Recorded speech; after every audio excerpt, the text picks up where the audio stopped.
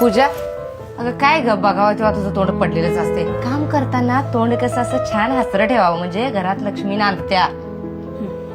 हा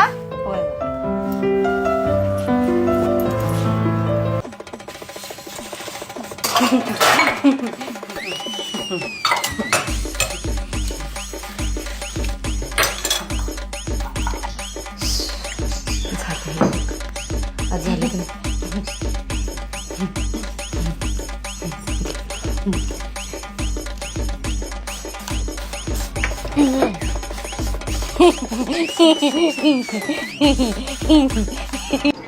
अगं पूजा, असं का वागायलास? का डोक्यावर बिक्यावर पडल्यास का काय?